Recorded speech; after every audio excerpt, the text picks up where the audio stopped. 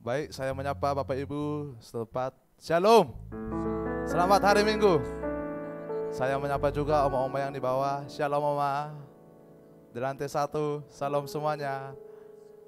Kita bersyukur, kita berterima kasih kepada Tuhan bagaimana satu minggu Tuhan melawat kita dalam setiap pekerjaan kita, dalam setiap kegiatan kita. Pada saat ini kita akan datang kepada Tuhan. Mari kita menyembah Tuhan. Kita naikkan pujian kita. Kasih Tuhan sungguh mulia.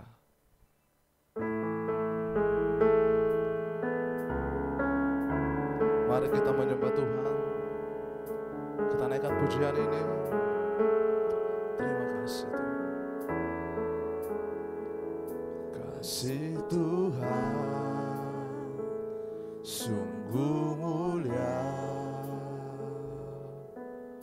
tulus dan sempurna mengasihiku.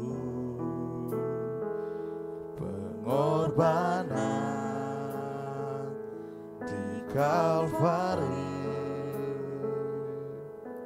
sungguh berharga, kau tebus dosaku. Terpujilah Tuhan Yesus, ditinggikan di atas pujian. Dari dalam lubuk hatiku, ku sujud dan berterima kasih. Mari kita naikkan pujian ini dari awal.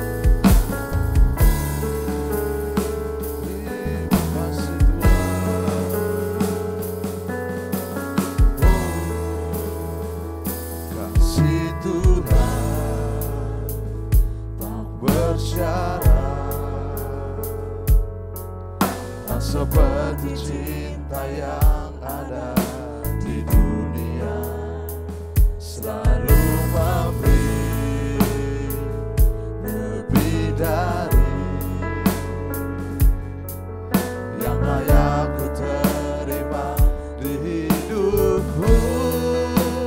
Terpujilah Tuhan Yesus, ditinggikan di atas pujian. Dari dalam lubuk hatiku, ku sujud dan berterima kasih. Terpujilah Tuhan Yesus, ditinggikan di atas pujian. Dari dalam lubuk hatiku, ku sujud dan berterima kasih. Kita naikkan pujian ini, saya mengundang semuanya kita untuk berdiri. Terima kasih Tuhan.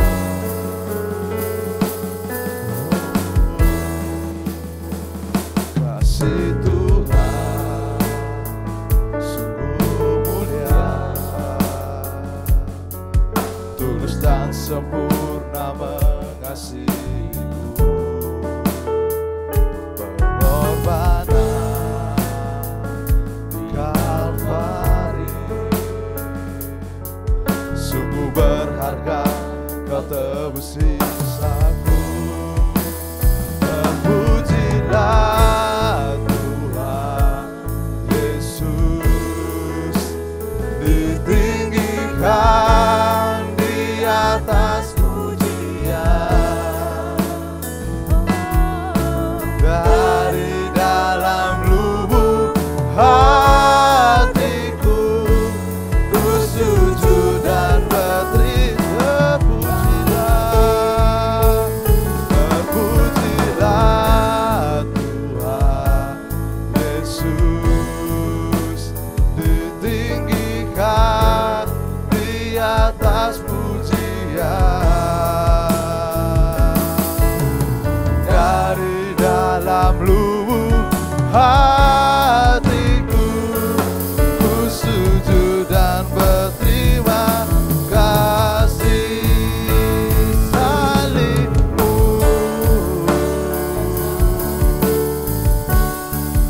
kemenanganku.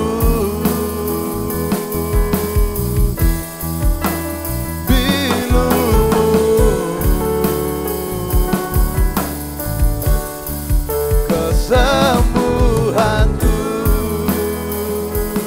salibmu, salibmu, kemenanganku, bilurmu, kesembuhanku. Mari sama-sama kita katakan pujian. Terpujilah Tuhan Yesus, ditinggikan di atas bulannya. Dari dalam lubuk hatiku, ku sujud dan berterima kasih.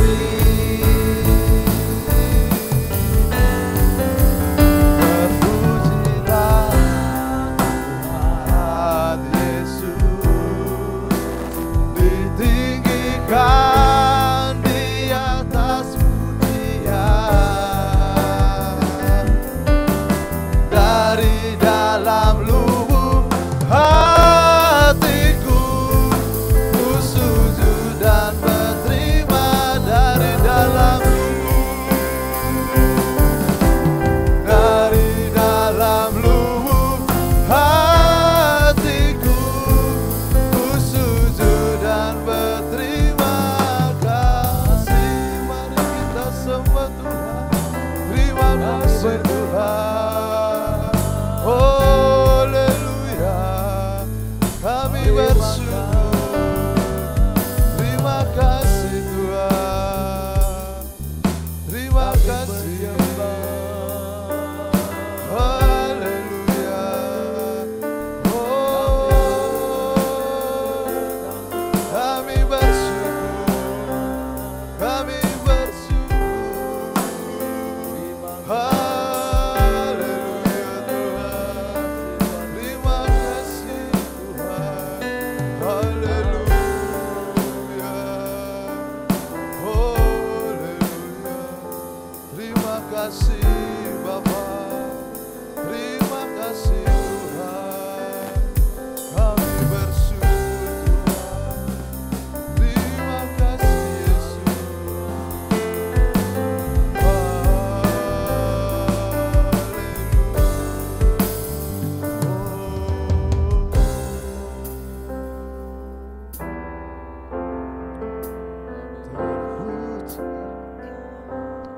Tuhan Yesus, ditinggikan di atas pujian.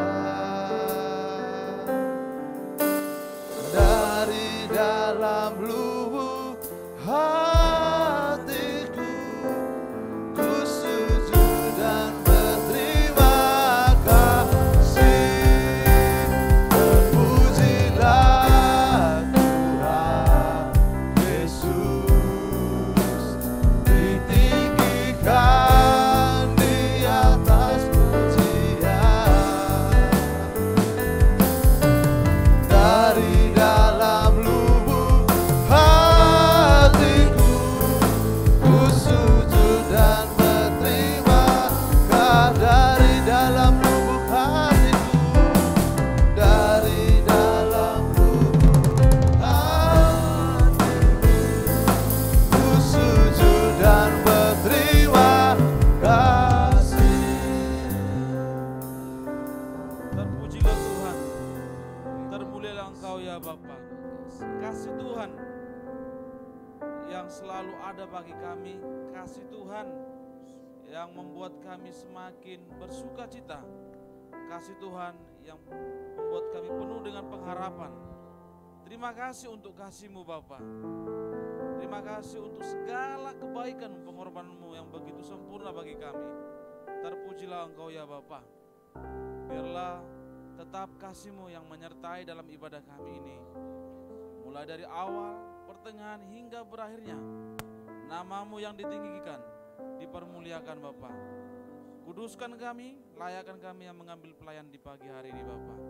Umat-Mu biarlah persiapkan hidup mereka untuk datang bersuka cita, memuji Tuhan. Baik juga umat-Mu yang mendengarkan secara YouTube Primer juga, Engkau juga menolong mereka. Dan juga om-om yang lantai 1, Tuhan juga memberikan sukacita bagi mereka Bapa. Terpujilah Tuhan, kami siap untuk bersuka cita, kami siap memuji Tuhan. Dalam nama Yesus kami telah berdoa bersyukur, haleluya. Amin. Silakan duduk. Saya menyapa sekali lagi bagi kita, Shalom.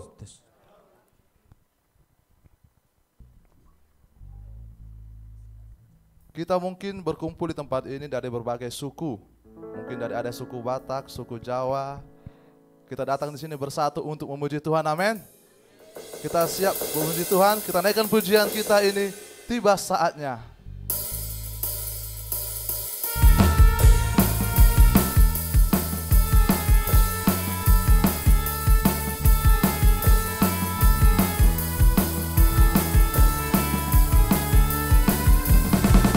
Tiba saatnya kami berkumpul bersatu dari setiap suku dan bangsa,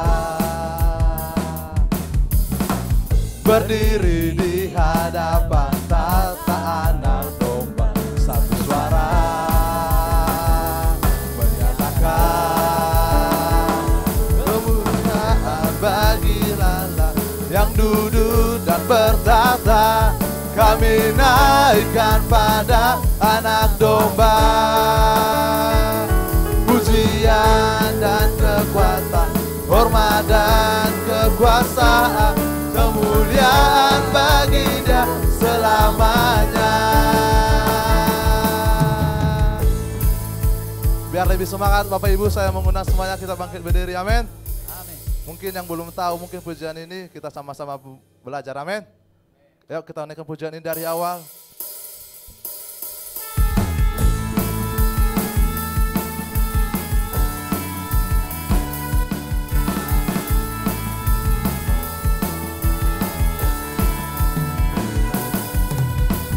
Tiba saatnya kami berkumpul bersatu dari setiap suku dan bangsa, berdiri di hadapan tahta Anak Domba, satu suara menyatakan keselamatan bagi Allah yang duduk dan bertahta. Kami naikkan pada Anak Domba, pujian dan kekuatan, hormat dan kekuasaan, kemuliaan bagi Dia selamanya. Kita naikkan pujian ini dari awal.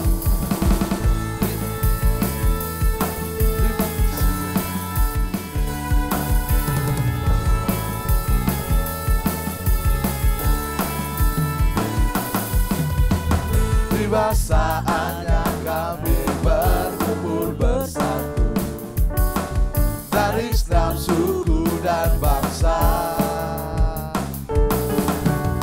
berdiri di hadapan tahta Anak Domba, satu suara menyatakan keselamatan bagi Allah yang duduk dan bertahta. Kami naikkan pada Anak Domba, pujian dan kekuatan, hormat dan kekuasaan, kemuliaan bagi Dia selamanya. Keselamatan bagi Allah yang duduk dan bertahta. Kami naikkan pada Anak Domba, pujian dan kekuatan,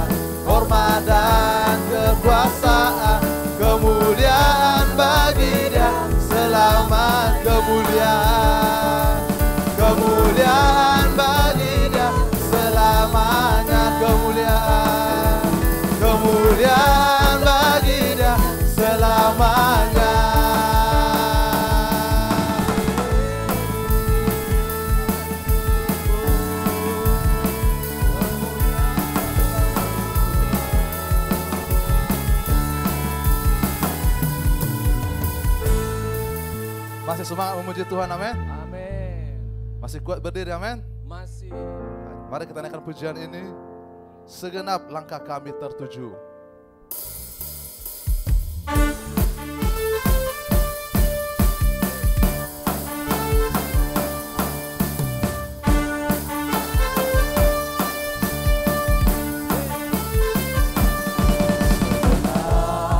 Langkah kami tertuju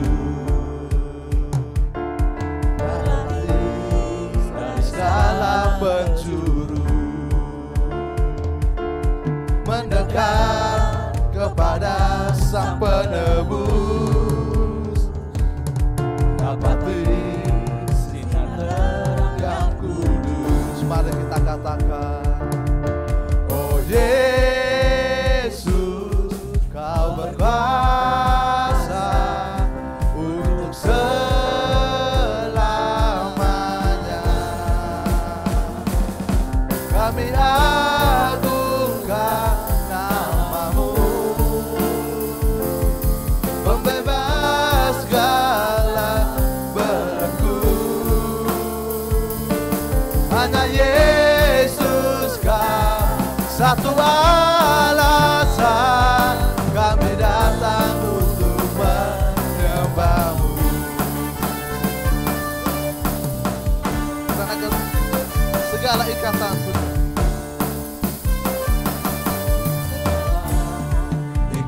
telah terbuka dan setiap dosa telah Kau hancurkan, karena ada Sang Penebus.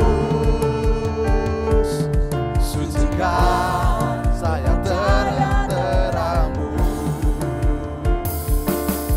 Oh Yesus, Kau berkuasa untuk selama. Oh Yesus, oh Yesus, oh Yesus, Kau berkuasa untuk selamanya. Kami agungkan nama-Mu, pembebas segala belenggu. Hanya Yesus Kau satu alasan kami datang untuk menyembah-Mu. Oh Yesus, oh Yesus, Kau berkuasa untuk selamanya. Oh Yesus, oh Yesus, Kau berkuasa untuk selamanya.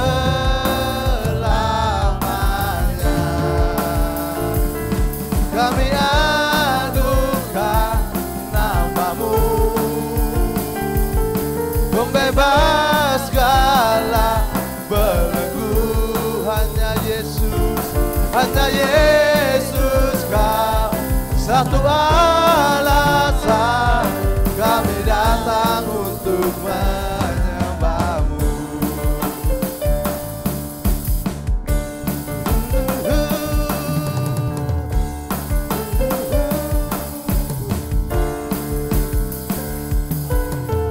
Silakan duduk semuanya, Bapak Ibu semuanya.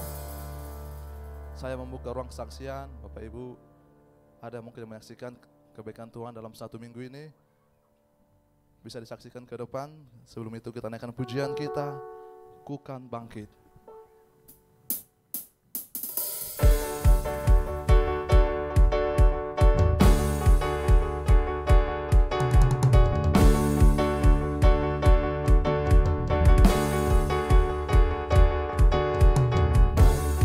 semua umat pilihan Allah, dengarlah panggilannya untuk menggenapi firman-Nya sekarang.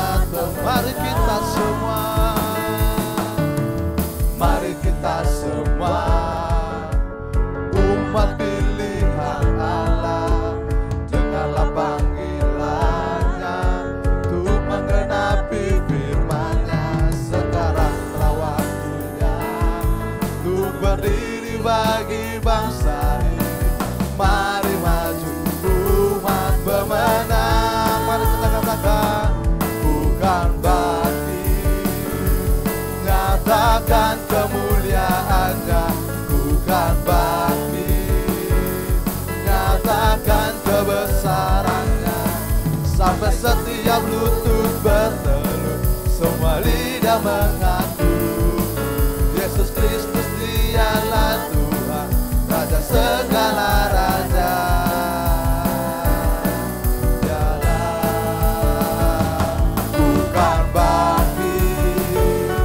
Nyatakan kemuliaannya, bukan bakti, nyatakan kebesarannya, sampai setiap lutut bertelut, semua lidah mengaku Yesus Kristus dialah Tuhan, Raja segala raja.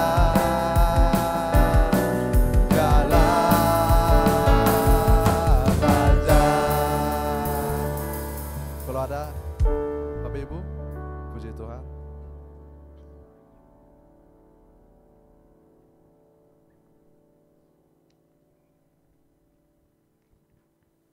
Salam, selamat pagi semua.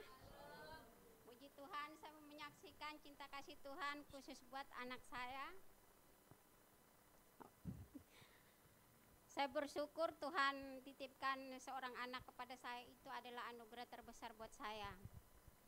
Sejak awal masuk SMA di Malang, memang awal yang paling sulit. Karena apa? Karena ada corona. Tapi dengan berjalannya waktu, sebagai orang tua itu rasanya takut, rasanya gimana. Tapi saya juga sadar bahwa semuanya itu pasti Tuhan sediakan yang terbaik buat kita sebagai orang tua yang Tuhan percayakan punya anak. Tapi saya juga terus berusaha buat honest. Kita hidup itu bukan karena kita punya uang, kita punya berkat, kita punya barang banyak, tidak. Tapi kalau kita hidup ini nih karena anugerah Tuhan. Perjalanan dari SMA kelas 1 sampai SMA kelas 3 ini nih, itu anugerah Tuhan yang besar buat saya itu. Bahwa Tuhan itu kerjakan jalan yang terbaik buat saya. Jatuh bangun itu kami tetap sama-sama. Dia sering telepon mah gini-gini, tapi dari saya sebagai orang tua saya bilang, Nes, harus banyak berdoa karena hidup kita itu tidak tergantung apa yang ada di dunia ini. Habis itu dia bilang, Mama, saya punya nilai yang kelas 1, 2 itu tuh corona itu begini-begini. Tapi saya bilang, Nes, nilai itu nomor 2. Yang penting Ones punya iman pengharapan sama Tuhan. Di situ dia bilang, Mama, saya mau ujian ini tapi saya takut. Nanti saya harus isi gimana? Saya bilang, Nes, Tuhan itu kasih kita itu bukan ketakutan, tetapi roh keberanian dalam hidup kita. Habis dia, Mama, kita sama-sama berdoa. Kami sama-sama berdoa. Dia bilang, Ma, saya takut. Tidak, Nes, sebelum kau kerjakan soal semuanya itu, segala sesuatu itu harus kita libatkan Tuhan. Dia juga ikuti semua seperti yang saya ngomong. Setelah lulus, dia bilang, Ma, saya sudah lulus tapi di sekolah ini mau pakai saya kerja di sini. Tanggal 26 itu interview. Sebelumnya itu dia, Ma, saya takut, saya terima atau tidak. Saya katakan, Nes, roh ketakutan itu buang. Habis itu tanggal 27 pagi dia bilang, Mama, saya sudah interview, saya diterima di sini. Saya bilang, puji Tuhan, Nes, semua jalan yang terbaik buat kau. Habis itu dia, Ma, habis nanti gimana ini nih, Nes? Tidak selamanya hidup dengan Mama, tetapi Ones harus tanya sama Tuhan. Sebelum Ones tanya sama Mama, Ones harus tanya sama Tuhan. Karena Tuhan titipkan Ones kepada saya itu dengan tujuan Ones hidup takut sama Tuhan. Jadi tidak lama tanggal 2 itu dia kirim dia surat keterangan dari sekolah bahwa dia peringkat ketiga dari 73 siswa. Itu saya bilang, Nes, segala sesuatu harus berdoa. Saya tidak pernah ajarkan anak saya harus kau minta ini itu, tidak. Saya bilang, Nes, harus berdoa karena hidup kita itu tuh dengan doa. Biarpun kita punya harta banyak di dunia, tapi kalau kita tidak berdoa, harta itu akan cepat habis. Saya tetap ngomong begitu, Ma, habis saya gimana? Ones, semua itu pasti Tuhan sediakan yang terbaik. Habis dia, Ma, sebelum saya ke Surabaya, dia, Ma, saya dapat beasiswa begini, tapi saya terlambat buka email saya. Saya sebagai orang tua saya, Nes, belum waktunya Tuhan untuk izinkan kau kuliah. Habis dia, Ma, saya bisa kerja. Tapi dari kita orang tua saya bilang, Nes, Mama sebagai orang tua itu tidak mengizinkan kau kerja. Tapi dengan kerja itu kau belajar. Tapi di saat kau belajar itu tetap mengandalkan Tuhan. Karena segala sesuatu, sekali lagi segala sesuatu itu pasti dengan Tuhan itu semuanya berjalan dengan baik. Habis dia bilang, "Ma, tapi yang dari beasiswa itu cuma 50%, Sabenes. 50% itu dari Tuhan sudah, tapi yang sisanya itu kita tetap berdoa. Kita tidak tahu rezeki datang dari mana, ya intinya satu, kita tetap berdoa. Bahwa segala sesuatu yang kau merasa takut, merasa tidak mampu itu sama Tuhan. Jadi honest, tetap dengan doanya, kami berdua juga tetap komunikasi, tetap ada waktu-waktu sendiri kami berdua harus berdoa. Saya yakin Tuhan pasti berikan yang terbaik, karena saya bilang, Nes, kamu tuh biji mata Tuhan yang berharga. Tidak mungkin Tuhan tidak buka jalan buat kau. Dia bilang, iya Ma, saya percaya. Percaya tapi jangan sedikit-sedikit, Mama ya, sedikit-sedikit honest tanya sama Tuhan. Tuhan, saya ini mau dibawa kemana? Dia bilang, iya Ma. Akhirnya puji Tuhan, Tuhan sudah pakai dia di Malang. Dan dia juga di posisi lain, dia belajar untuk make upin anak-anak yang di asrama situ kalau ada acara itu. Jadi saya juga tidak tahu dia pu uang dari mana, tapi terakhir dia, Ma, saya pu uang itu ada 2 juta. Saya kok dapat uang dari mana? Mama, setiap kali ada kegiatan itu saya ikut, Ma. Oh, puji Tuhan. Di sekolah ini juga pakai saya juga, terus kami satu kelompok itu dipakai kalau ada acara di mana-mana itu pakai. Habis dia bilang, Ma, setiap kali kalau acara Natal gitu saya tidak pulang ke Surabaya karena apa? Kami punya kelompok itu sudah dipakai di gereja. Jadi saya tidak pulang ke Surabaya, tapi saya tetap isi di gereja. Sabones, apa yang kau sudah lakukan itu tuh terus berdoa sama Tuhan, karena jalan hidup ke depanmu panjang, bukan saat ini saja. Dia bilang, ya Ma, saya percaya. Tapi sekali lagi saya sebagai orang tua ini rasanya bangga, terharu, tapi Tuhan tekankan bawa anakmu ke hadapan Tuhan. Karena rencana Tuhan itu kita tidak tahu ke depan, tetapi Tuhan pasti akan memberikan yang terbaik. Akhirnya kemarin 2 hari yang lalu Mama panggil saya ke depan, tanya-tanya, ini kok tidak mau lihat anakmu? Hati orang tua tuh pingin, Ma. Tapi satu hal yang saya bilang, di sini kan kita masih melayani Tuhan, Ma. Oh begitu tak? Iya, karena oma-oma juga begini, kita mau kasih tinggal gimana? Habis jawaban dari Mama, nanti ada waktunya kita ke sana, rame-rame ke sana. Saya puji Tuhan. Akhirnya Mama bilang, habis nanti gimana? Gimana, Ma? Karena saya bulan kemarin saya sudah kirim jajan ke Malang ke dia. Oh kirim lewat mana? Saya tidak, saya kirim lewat kantor pos, Ma. Oh begitu, iya. Akhirnya saya juga, saya punya berkat juga, saya kasih Sabenes, jangan makan sendiri. Bagi sama ibu asrama, ibu tukang masak, semua teman-temanmu bagi sama-sama. Karena kamu tinggal jauh dari saya. Jadi di saat kau kurang ini itu mungkin ada teman-teman yang bisa bantu.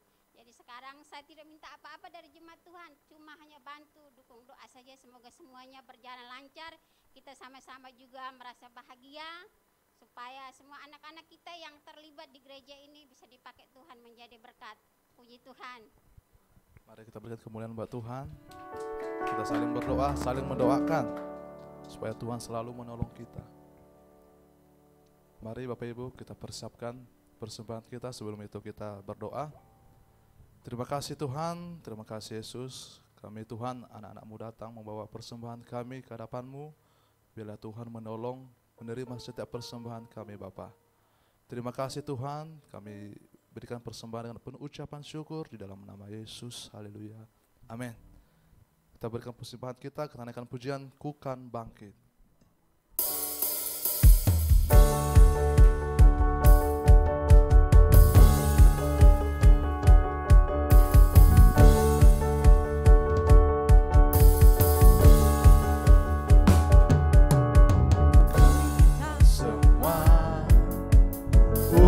Pilihan Allah, dengarlah panggilannya untuk menggenapi firman-Nya. Sekarang telah waktunya untuk berdiri bagi bangsa ini. Mari baju umat pemenang. Mari kita semua, mari kita semua, umat pilihan Allah, dengarlah panggilannya untuk menggenapi firman-Nya. Sekarang telah waktunya untuk berdiri bagi bangsa ini. Mari maju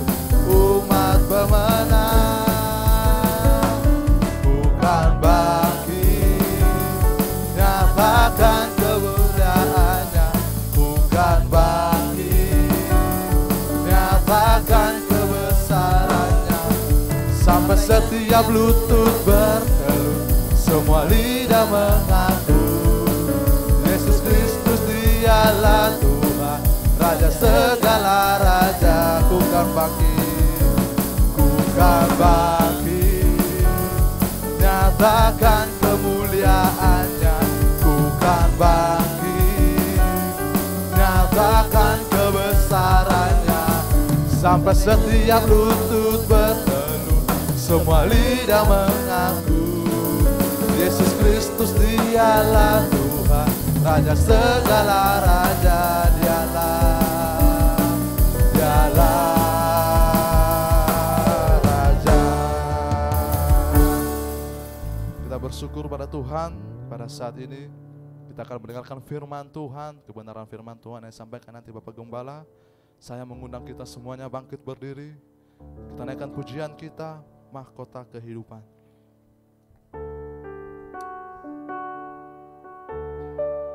Terima kasih.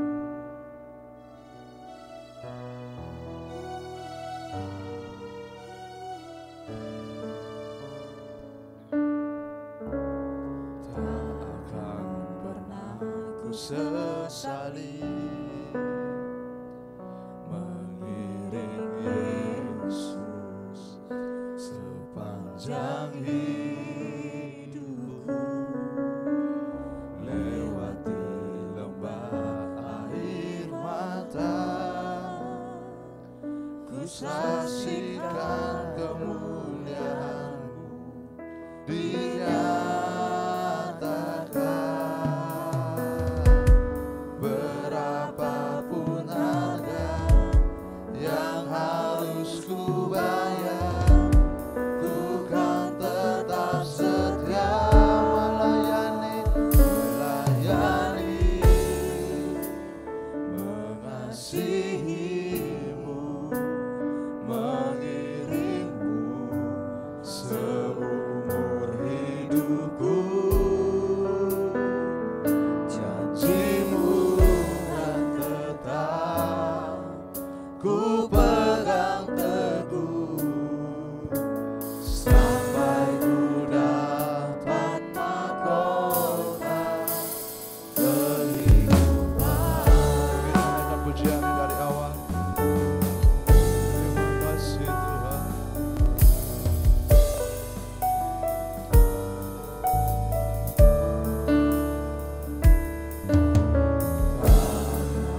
Pernah ku sesali mengiring Yesus sepanjang hidupku, lewati lembah air mata, ku saksikan kemuliaan-Mu dinyatakan. Berapapun harga yang harus ku bayar, ku kan tetap setia melayani, mengasihi-Mu, mengiring-Mu seumur hidupku.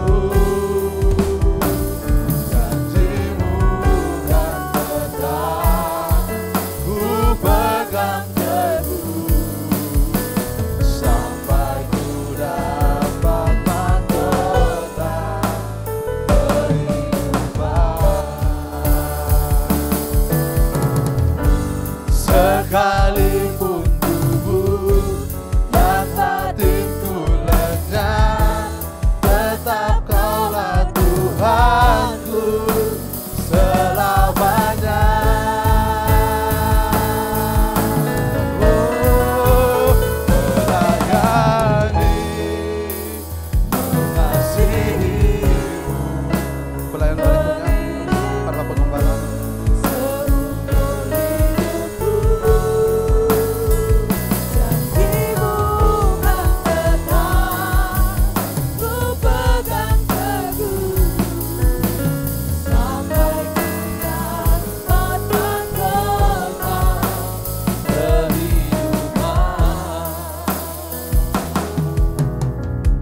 Kami mengucap syukur berterima kasih Tuhan, mengawali minggu pertama di bulan yang baru pada bulan Mei ini Tuhan.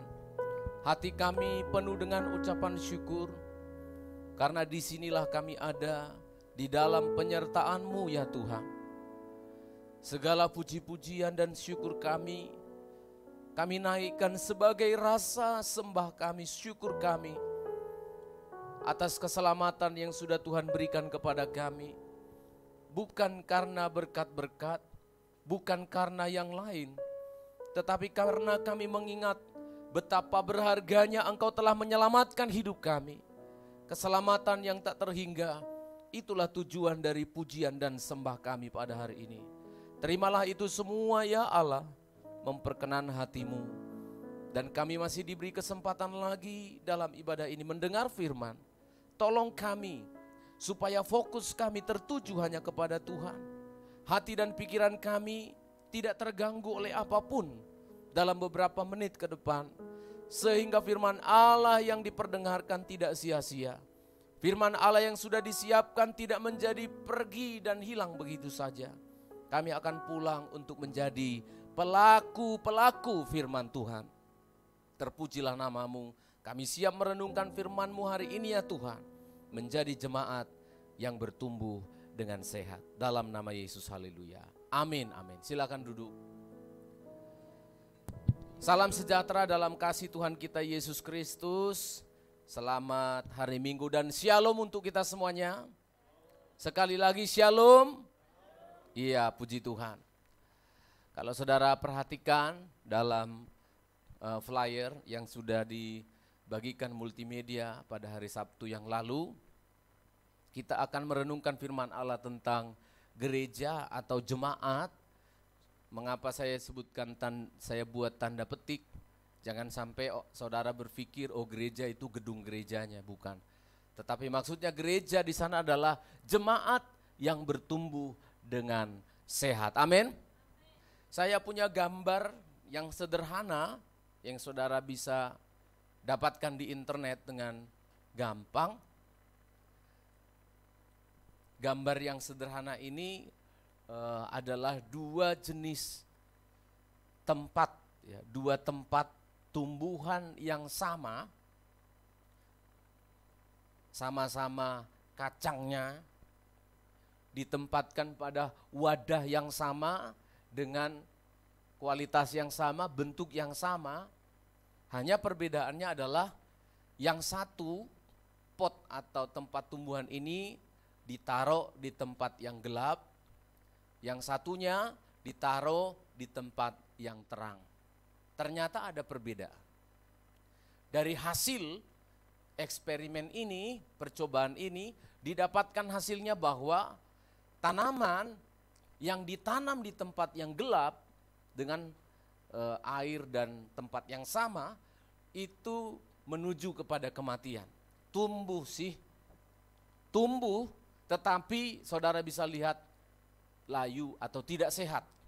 Sementara tumbuhan yang ditanam dan disimpan, ditaruh di tempat yang terang, saudara perhatikan, dia bertumbuh dengan sehat, batangnya kuat, daunnya sudah mulai mekar dan cukup lebat. Gambaran ini kalau kita tarik flashback, kita tarik pada diri kita sebagai sidang jemaat Tuhan, gereja Tuhan, ini adalah dua perbedaan dari pertumbuhan jemaat yang ada saat ini di seluruh dunia. Di dalam satu gereja, dua ini ada. Di dalam satu sinode, dua ini ada. Di seluruh Indonesia, dua ini ada. Di seluruh dunia, ciri khas Jemaat itu ada seperti ini, ada dua ini. Sama-sama bertumbuh sih Pak. Sama-sama tertanam di dalam sebuah gereja lokal. Sama-sama tergembala di dalam sebuah gereja lokal. Tetapi mengapa pertumbuhan yang satu bisa bertumbuh dengan baik, cukup cepat. Tetapi pertumbuhan yang satunya sangat memprihatinkan dan menyedihkan. Tentu kalian yang pakar-pakar ekonomi tidak pernah melakukan penelitian dan pengamatan ini.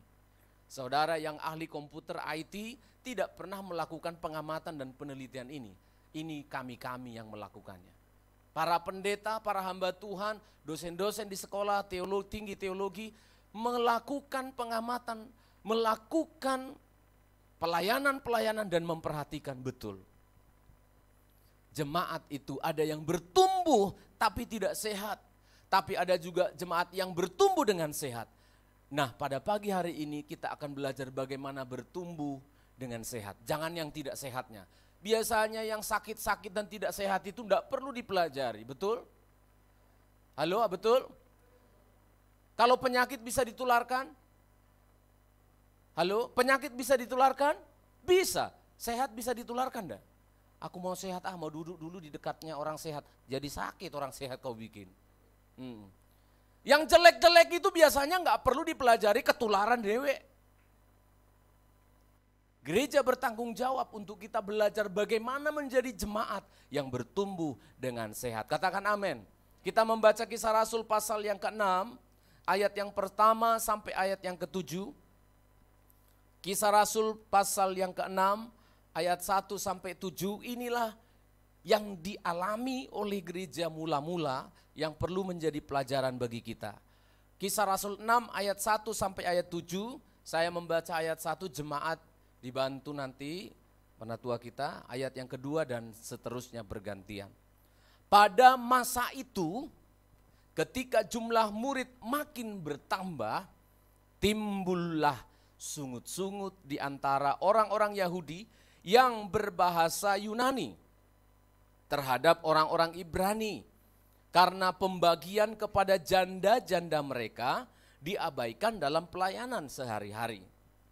Berhubung dengan itu, ke-12 rasul itu memanggil semua murid berkumpul dan berkata, kami tidak merasa puas. Kami tidak puas.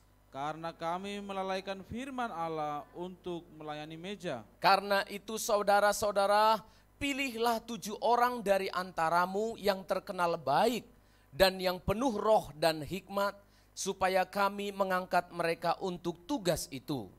Dan supaya kami sendiri dapat memusatkan pikiran dalam doa dan pelayanan firman. Usul itu diterima baik oleh seluruh jemaat. Lalu mereka memilih Stefanus, seorang yang penuh iman dan Roh Kudus, dan Filipus, Prokhorus, Nikanor, Timon, Parmenas, dan Nikolaus, seorang pengikut penganut agama Yahudi dari Antioquia. Mereka itu dihadapkan kepada rasul-rasul, lalu rasul-rasul itu pun berdoa dan meletakkan tangan di atas mereka. Firman Allah makin tersebar dan jumlah murid di Yerusalem makin bertambah banyak. Juga sejumlah besar imam menyerahkan diri dan percaya kepada Tuhan. Inilah sekelumit kisah tentang pertumbuhan gereja yang terjadi di Yerusalem. Inilah jemaat yang pertama. Inilah gereja yang mula-mula, yang seluruh para teolog pendeta-pendeta belajar bagaimana gereja yang bertumbuh dengan sehat pada waktu itu. Apa tidak ada masalah? Justru pertumbuhan gereja mula-mula diawali dengan terjadinya satu problem yang nanti kita akan melihat. Ada sungut-sungut, ada protes dari jemaat kepada rasul-rasul. Ada protes dari pendeta yang merasa tidak puas. Tapi kita akan melihat bagaimana permasalahan ini di manajemen, bagaimana bisa ditangani dengan baik sehingga ayat 7 makin bertambah, makin tersebar, makin meluas, makin bertumbuhlah gereja mula-mula. Amin saudara. Saya rindu sekali saudara. Setiap kali khotbah kita yang sudah dipersiapkan sejak bulan Januari ini, Sampai nanti bulan Desember saudara sudah ada khotbah untuk jemaat ini. Amin. Sampai bulan Desember nanti saudara, sampai tutup buka tahun sudah ada firman Allah untuk jemaat ini. Bagaimana supaya sidang jemaat ini bisa bertumbuh ya Tuhan? Bukan hanya berkembang. Adakan perbedaan antara perkembangan gereja dengan pertumbuhan gereja. Perkembangan itu bisa tidak sehat. Gampang sekali saudara berkembang itu. Dan banyak orang menasihati saya bagaimana cara mengembangkan pelayanan di sini. Dengan cara ini, cara itu, dekati jemaat-jemaat yang sana, lalu bikin brosur, tawarkan diantar jemput, tawarkan nanti pulang bawa sembako. Saya bilang itu bukan pertumbuhan gereja. Mohon maaf, malah di jemaat sini saya tantang. Saudara yang simpatisan di sini bilang kamu simpatisan. Saudara yang ingin digembalakan di tempat di mana kamu digembalakan, segera tergembala dengan baik. Pendeta harus jujur. Pendeta harus berbicara ini.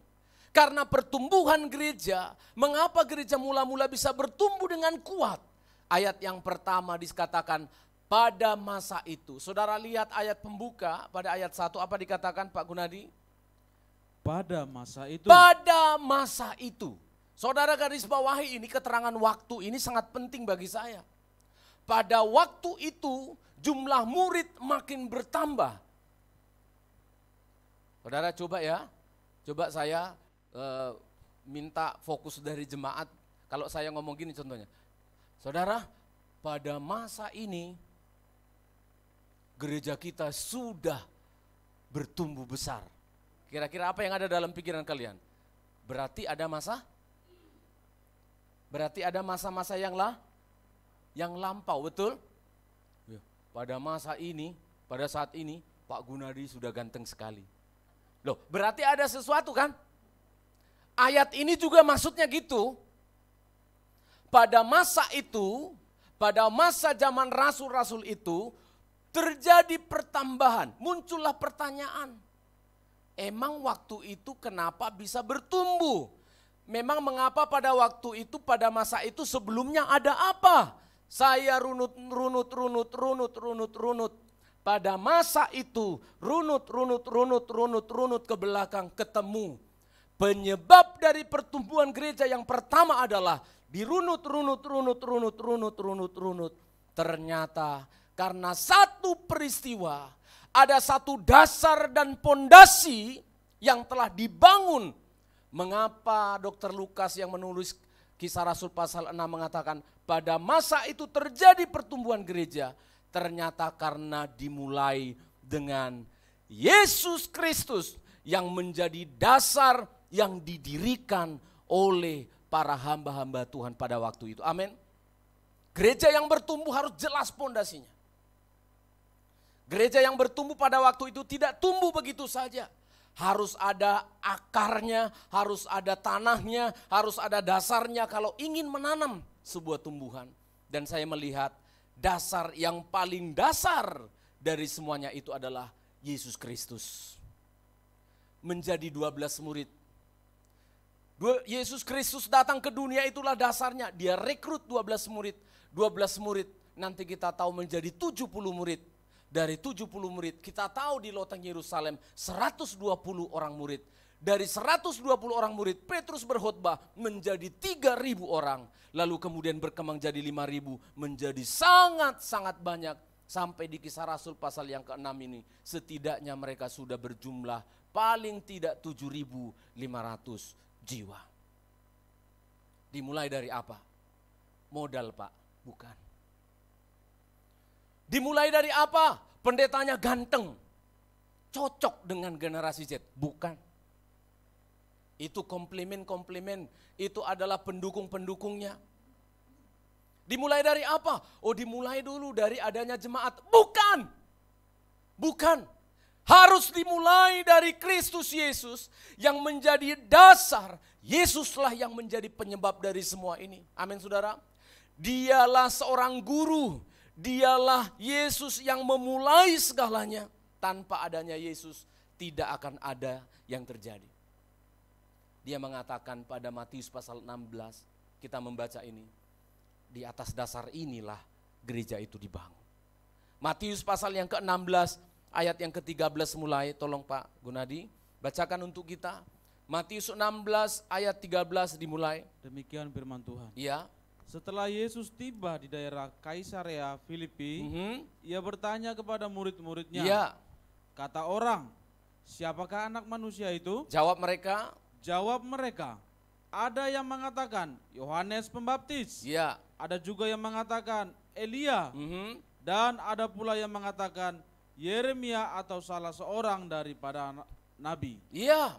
Inilah yang menjadi dasar bagi orang untuk berkembang waktu itu.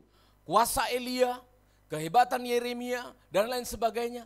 Tetapi ada satu pengakuan yang menjadi dasar. Yang harus tetap dipegang oleh jemaat kita yang ada di sini. Jemaat atau hamba-hamba Tuhan yang mendengar rekaman ini, perhatikan baik-baik. Ini harus menjadi dasar. Hamba-hamba Tuhan yang sekolah-sekolah Alkitab jangan pernah merintis gereja dengan modal. Yang menjadi dasarnya adalah duit bergerak, berdasarkan kapital, berdasarkan adanya uang. Jangan. Pengakuan ini harus ada terlebih dahulu di dalam hatimu. Jemaat, jika engkau ingin bertumbuh rohanimu, pengakuan ini harus tegas. Lanjut Pak Gunadi. 15. Jawab. Lalu Yesus bertanya. Lalu Yesus bertanya kepada mereka, Iya. tetapi apa katamu? Siapakah aku ini? 16, ini dia. Mari kita baca sama-sama. 2, ya. Maka jawab Simon Petrus, Engkau adalah Mesias, anak Allah yang hidup. Terus, kata Yesus kepadanya, berbahagialah engkau Simon bin Yunus, ya. sebab bukan manusia yang menyatakan itu kepadamu, melainkan Bapakku yang di surga. Karena Bapa yang di surga yang menaruh itu di hatinya Petrus, maka muncullah ayat 18. Inilah dasar dari berdirinya gereja. 2, ya. Dan aku pun berkata kepadamu, engkau adalah Petrus, Ya. dan di atas batu karang ini aku akan mendirikan jemaatku, Ya. dan alam maut tidak akan menguasainya. Di atas batu karang ini. Batu karang yang mana? Ayat yang ke-17. Pengakuan dari Petrus. Di atas dasar engkau adalah Mesias, anak Allah yang hidup. Di atas batu karang inilah Yesus mendirikan jemaatnya. Tuhan yang menaruh pengakuan itu di dalam hatinya Petrus, dalam mulutnya Petrus. Sehingga dia berkata, engkaulah Mesias, anak Allah yang hidup. Yesus berkata, di atas batu karang inilah aku meletakkan gerejaku. Dasar dari sebuah gereja adalah pengakuan, adalah batu karang, pondasi yang terkuat dari sebuah gereja. Pengakuan yang mana Pak Pendeta? Ini saudara. Yesus, engkau adalah Mesias. Yesus, engkau adalah anak Allah yang hidup. Lupakan saudara. Kalau saudara tidak memiliki pengakuan itu, lupakan. Kamu akan sia-sia saja menghabiskan waktumu ke gereja setiap minggu, setiap Natal dan Tahun Baru, Paskah. Saya bilang sia-sia. Kamu menghabiskan waktu. Lebih baik ateis. Sekalian kamu melawan Tuhan. Kalau ternyata pengikutanmu kepada Tuhan hanya sebagai liturgi, hanya sebagai member of the church, menjadi anggota gereja saja, saya bilang forget it, lupakan. Kamu harus punya pengakuan itu yang lahir dari dalam hatimu. Siapa kamu jemaat? Aku adalah miliknya Yesus, Mesias, anak Allah yang hidup. Bukan siapa kamu? Oh, anggota jemaat di GPT Healing Insight. Itu hanya organisasi. Itu hanya peraturan yang diatur oleh negara supaya apa? Supaya engkau bisa dinaungi menjadi satu buah gereja. Tapi pengakuan ini harus ada di dalam hidup kita. Amin. Apa artinya Mesias, Pak Pendeta? Mesias maksudnya adalah dialah yang diurapi. Pada waktu itu saudara, konsep cara berpikirnya orang Yahudi, begitu dengar kata Mesias mereka sudah ngerti. Mulai dari anak kecil sampai orang tua. Jadi ketika Petrus mengatakan engkaulah Mesias, itu artinya itu kayak gini. Seperti pangeran Raja Charles yang kemarin dinobatkan. Sudah tahu beritanya? Sayangnya saya nggak diundang. Saya juga agak kecewa. Itu Raja Charles kemarin dinobatkan dengan mahkotanya. Saudara tahu, yang pertama harus membuat pengakuan bahwa dia adalah raja, itu adalah Pangeran William. Seorang pengganti dari raja di kemudian hari. Apa artinya itu? Dia harus berkata bahwa dia loyal. Dia harus berkata bahwa engkaulah raja yang berkuasa atas hidupku. Engkaulah yang menuntun hidupku. Engkaulah pemilik hidupku. Begitu raja sudah dimahkotai, saudara. Kiri ya kiri, kanan ya kanan, saudara. Saudara ngerti maksudnya? Ketika kita sebagai gereja yang mau bertumbuh, maka jadikan Yesus Kristus sebagai Mesias, amin. Sebagai raja yang memerintah atas hidup kita. Mengapa ini penting? Karena seringkali yang menjadi raja atas hidup kita adalah my ego namanya. Ego saya, diri saya. Jangan saudara, kamu gak boleh jadi raja atas dirimu. Kamu akan jadi Lucifer nanti. Manusia tidak boleh menjadi raja atas dirinya. Ini yang digaung-gaungkan oleh kaum liberal. Ini yang digaung-gaungkan oleh kaum hak asasi manusia. Supaya manusia itu menjadi presiden, menjadi raja atas dirinya. Jangan dibatas-batasi. Tidak bisa saudara. Ketika manusia tidak dibatasi, bahkan dibatasi pun, dia tetap tidak mau terbatas. Apa kurangnya Taman Eden? Cuma satu aja ujian ketaatannya. Jangan makan yang itu. Ada banyak yang bisa dimakan di sana ya. Jangan makan itu, dimakan. Apalagi tidak dibatasi. Mengerikan saudara. Engkau akan lihat suami orang adalah suamimu, istri orang istrimu, anak orang anakmu, mobilnya orang mobilmu. Akan kembali lagi ke zaman batu. Jadikan Kristus Yesus menjadi Mesias. Menjadi raja yang memerintah atas hidup kita. Ini sangat penting. Supaya apa? Ketika kita mengakui bahwa Yesus yang menjadi raja atas hidupku, otomatis saudara, otomatis setiap perjalanan hidup kita, pertumbuhan yang saya sebutkan tadi di tumbuhan yang tadi akan tepat. Kalau kamu di masa remaja, hidupnya gini ya nak ya. Kalau kamu sudah janda, ya kayak gini hidupnya ya. Maka firman Allah akan menjadi pedoman hidup kita. Amin. Di atas pengakuan ini aku akan meletakkan gerejaku. Kalau sudah di dalam sebuah gereja tidak pernah lagi berbicara tentang Yesus yang berkuasa atas hidup kita. Saya sudah bilang, saya katakan ini gereja hanya agama saja. Tidak ada gunanya lagi. Tidak ada gunanya lagi. Lalu Petrus melanjutkan, engkaulah Mesias, Anak Allah yang hidup. Tolong baca ayat itu Pak Gunadi, penting sekali bagian ayat itu. Apa pengakuan Petrus? Maka jawab Simon Petrus, Iya. engkau adalah Mesias, anak Allah yang Anak hidup. Allah yang hidup. Apa tidak cukup? Petrus bilang, engkaulah Mesias. Sudah. Mengapa perlu terjadi pemborosan kata ini? Engkau adalah Mesias, anak Allah yang hidup. Panjang sekali, terlalu capek, terlalu banyak. Ngapain menambahkan anak Allah yang hidup ini? Mengapa? Ahli sastra akan mengatakan ini terjadi pemborosan kata di sini. Engkau adalah Mesias, anak Allah yang hidup. Bukan pemborosan saudara. Ini adalah predikat. Ini adalah status. Karena pada waktu itu telah banyak Allah-Allah yang disebut Allah dan Allah-Allah. Bahkan patung-patung yang mati pun disebutkan Allah pada waktu itu. Sehingga pengakuan bahwa Yesus adalah Mesias anak Allah yang hidup itu harus tegas di dalam sebuah gereja.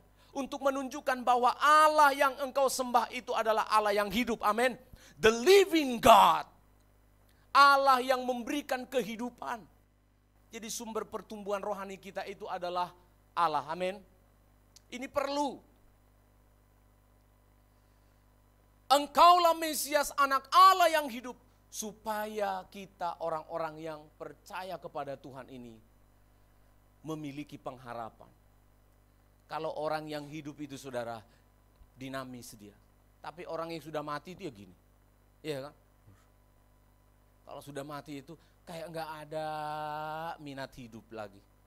Kayak nggak ada semangatnya lagi.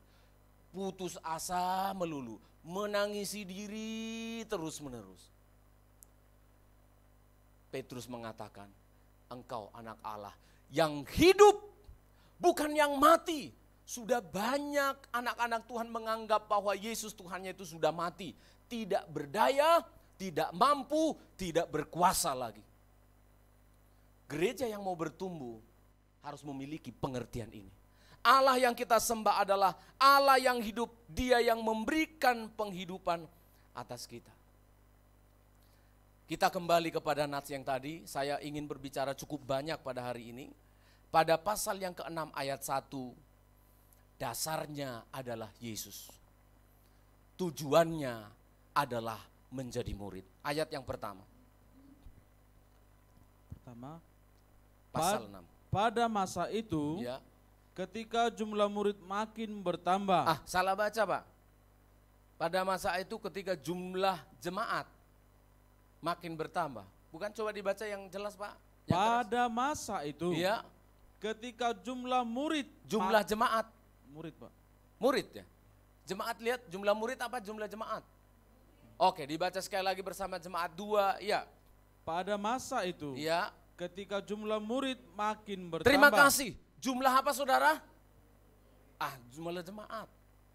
Jumlah apa saudara? Jumlah murid. Dasarnya adalah Kristus. Tapi tujuan dari pertumbuhan gereja itu adalah menjadi murid. Amin. Katakan kepada sebelahmu, kita jadi murid. Coba, kita jadi murid. Murid bukan jadi anggota gereja. Betul, di gereja kita ini Pak Gunadi sebagai penatua di sini nanti tiap tahun itu didata ya. Siapa yang masih jemaat di sini ngaku. Tolonglah ditulis formulirnya. Ya kan? Siapa yang hanya simpatisan enggak usah diisi. Nah, itu gereja kita ini jujurnya kayak gitu. Enggak tahu di gereja lain yang bukan jemaatnya pun ditulisi, enggak tahu saya. Siapa yang hanya simpatisan mau dengar firman aja boleh di sini.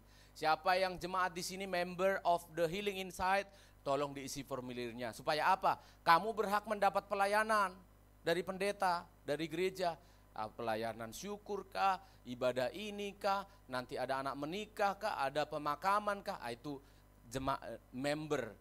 Itu adalah nilai yang didapatkan dari member. Tapi kalau enggak member, ya enggak berhak. Hanya simpatisan. Harus pendetamu yang melayani kamu.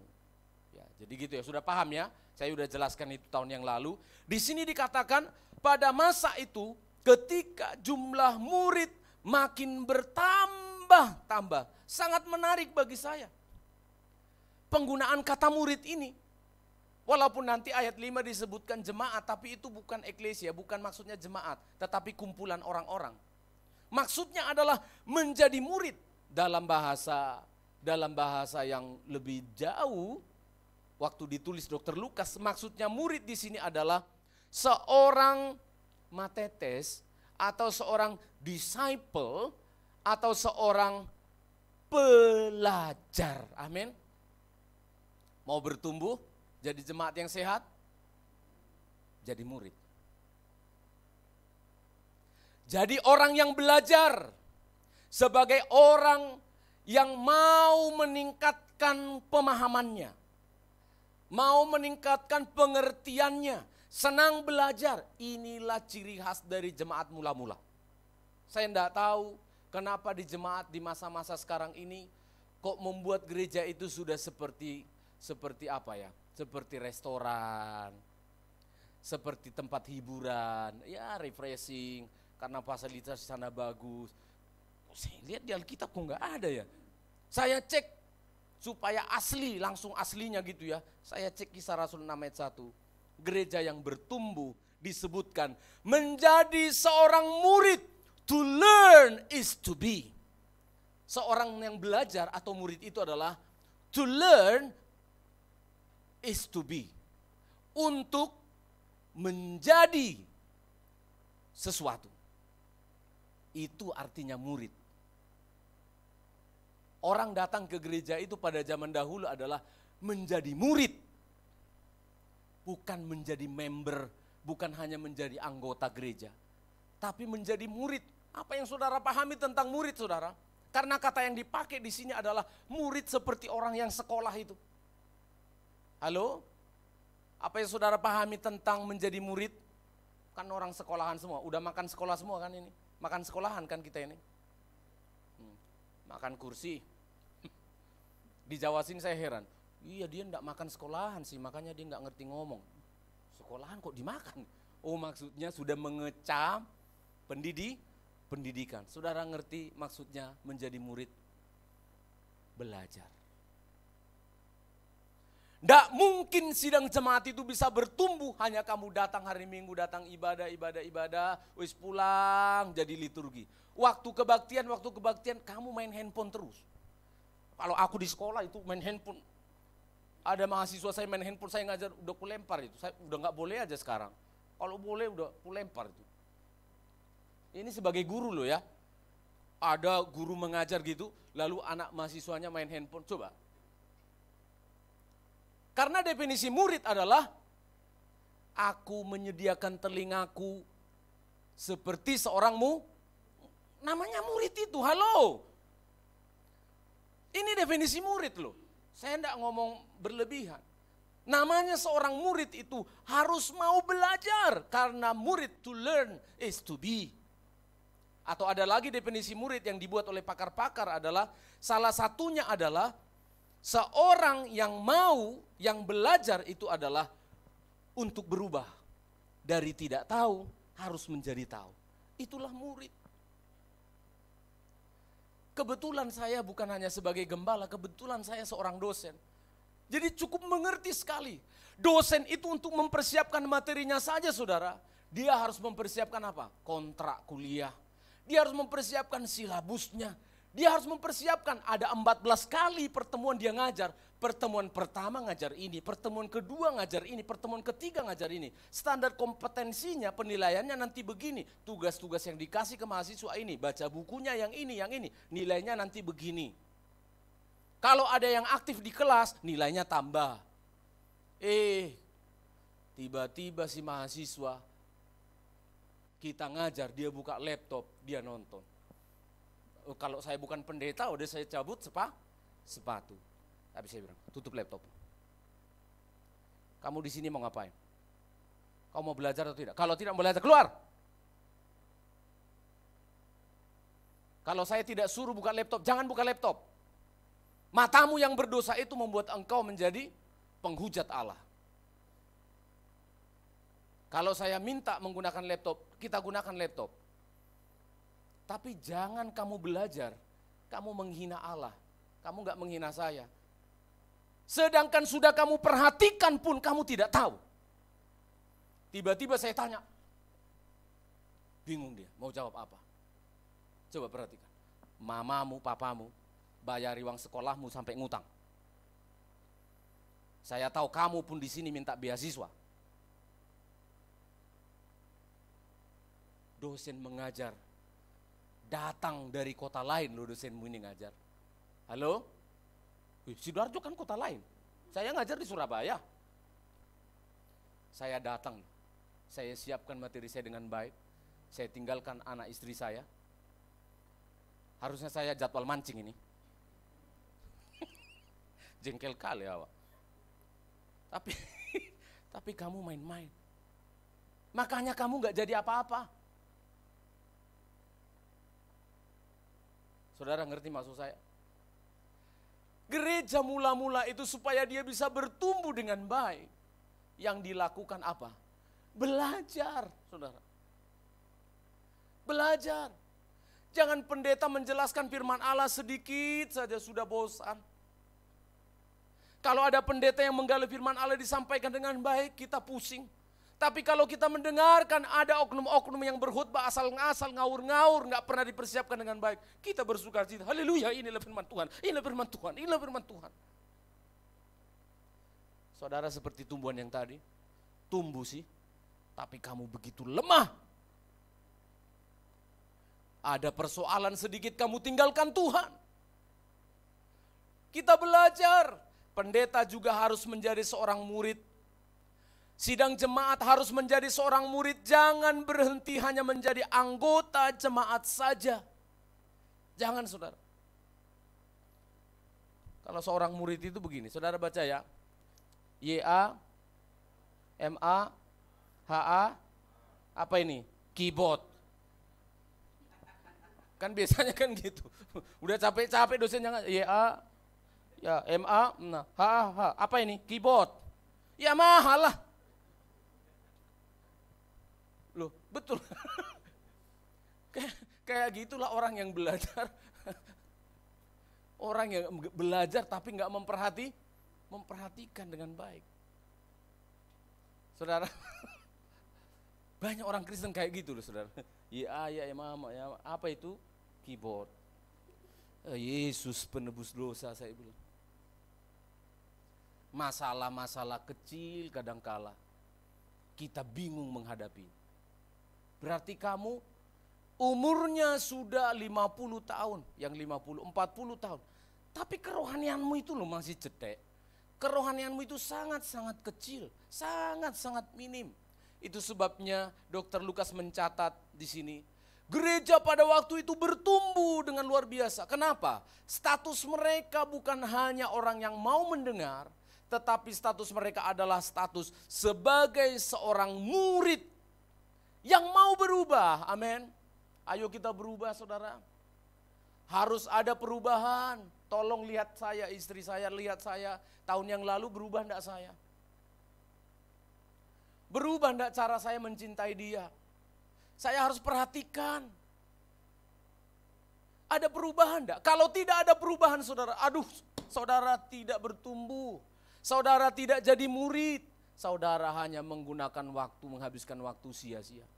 Harus bertumbuh, Rafael harus bertumbuh. Dari tahun ke tahun, amin. Clarissa, contoh ini contoh. Dulunya ngambekan, sekarang teguhan. Ini contoh.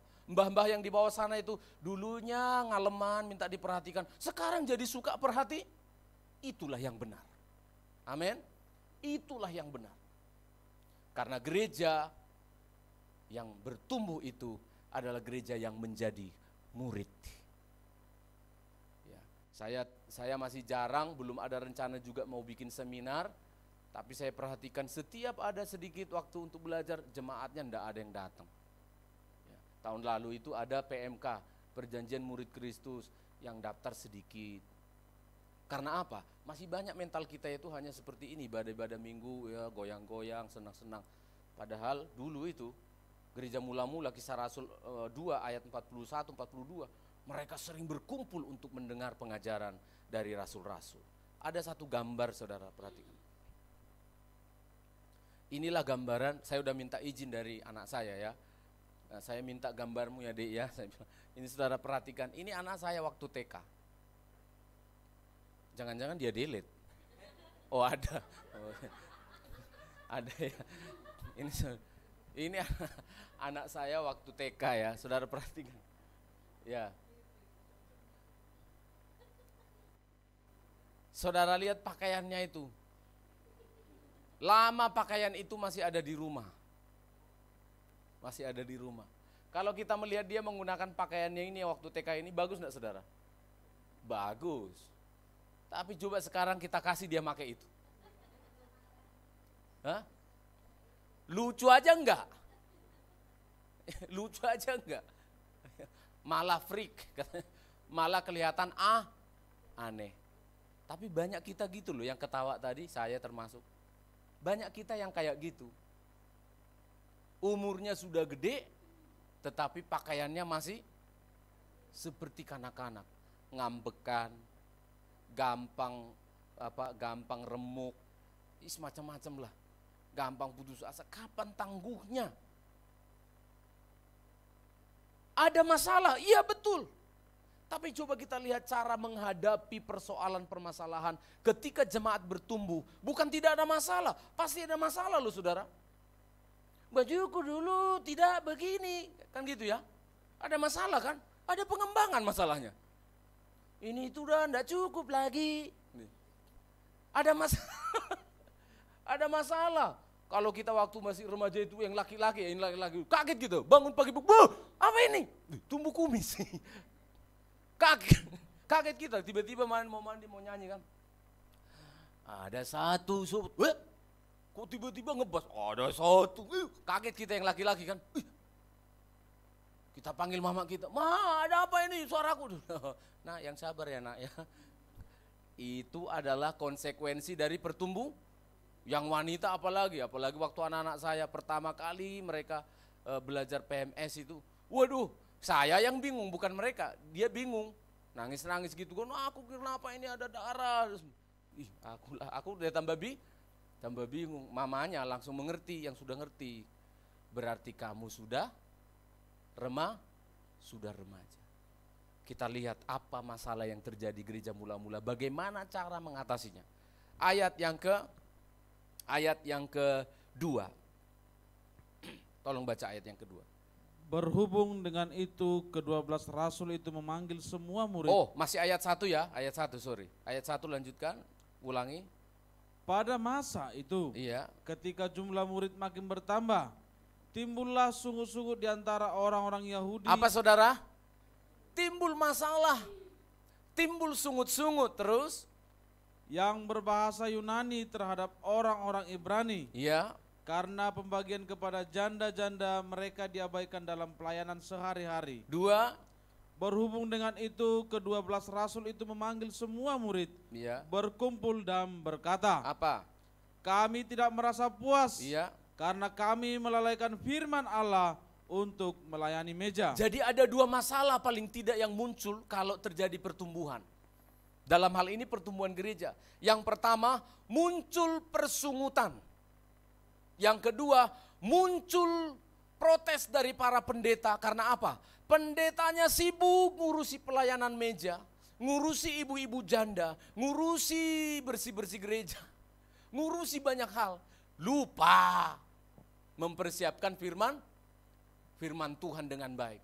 Ada 2 setidaknya, Tuhan tolong kita bisa selesaikan ini, karena hari Minggu liburan biasanya agak panjang, enggak apa-apa. Haleluya. Perubahan yang terjadi itu tidak bisa dihindari. Amin. Kalau sudah terjadi pertumbuhan, maka akan terjadi satu perubahan. Saudara yang tidak mau berubah akan digilas oleh pertumbuhan itu. Saudara tahu merek Nokia, HP Nokia? Waduh, zaman saya Nokia itu dulu, aduh, semua Nokia. Kita merasa Nokia tidak akan pernah dikalahkan. Kaget kita tiba-tiba begitu munculnya Android. Nokia tetap bertahan, enggak mau berubah. Habis sampai hari ini. Coba siapa yang pakai handphone Nokia di gereja ini?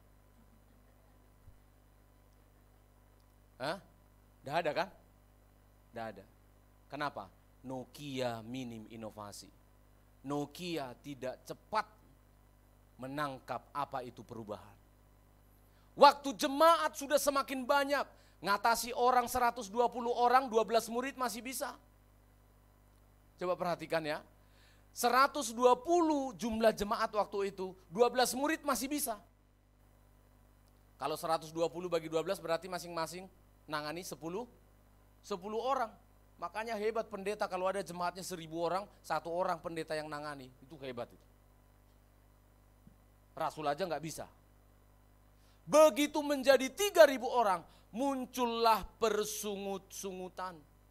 Muncullah persoalan. Apa persoalan tidak perlu? Persoalan itu adalah keniscayaan. Itu pasti terjadi ketika sudah terjadi perubahan. Saya tidak tahu waktu itu para murid mengapa begitu lambat menyikapi perubahan. Jemaat sudah ada 3000 orang, tapi pendeta-pendeta masih merasa, kalau bukan kita nggak ada yang bisa nangani. Pendetanya yang nyapu halaman, pendetanya yang siapkan perjamuan suci, pendetanya yang mimpin pujian, pendetanya yang main piano, pendetanya yang khotbah. pendetanya besok innalillahi.